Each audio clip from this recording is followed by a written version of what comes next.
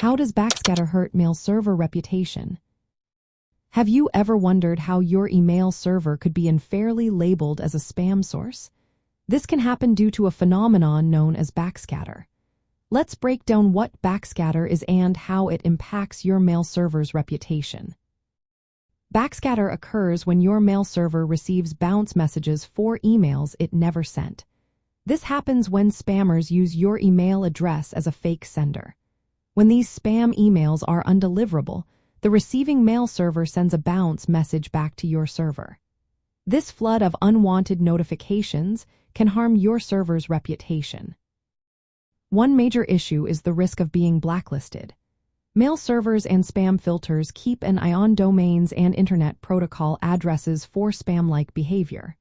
If your server sends out a lot of bounce messages, it can be flagged as a spam source. Being added to blacklists, like the Backscatter blacklist, can severely limit your ability to send legitimate emails. Another problem is the drain on resources. When your server is overwhelmed with bounce messages, it uses up bandwidth, central processing unit power, and storage space. This can slow down your server and lead to delays in processing real emails, increasing your operational costs. Backscatter can also clutter the inboxes of your users. If they receive these unsolicited bounce messages, it makes managing their email more difficult. This can lead to distrust in emails coming from your domain, which is not a good situation for any business. Additionally, recipients may mistake these bounce messages for security alerts. This can create confusion and unnecessary worry about whether their accounts have been compromised.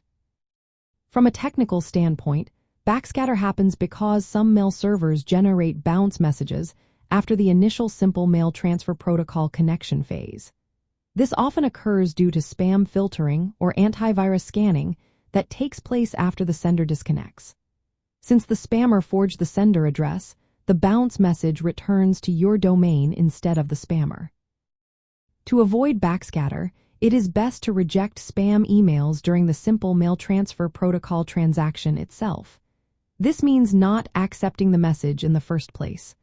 Also, avoid generating bounce messages for unverifiable senders.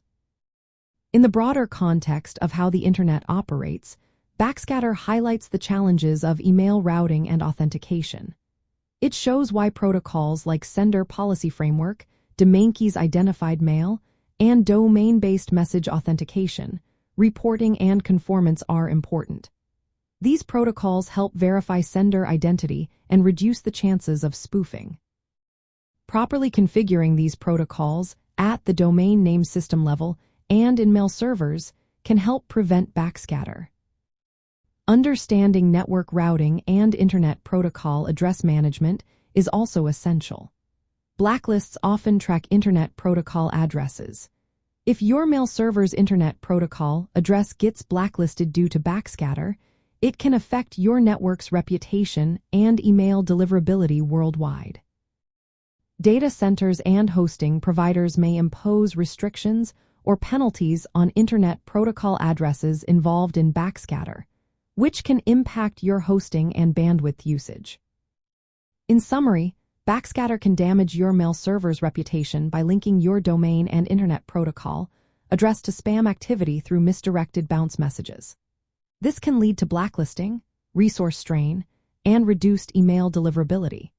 Preventing backscatter requires proper mail server configuration, using email authentication protocols, and managing your network reputation through careful internet protocol and domain name system management.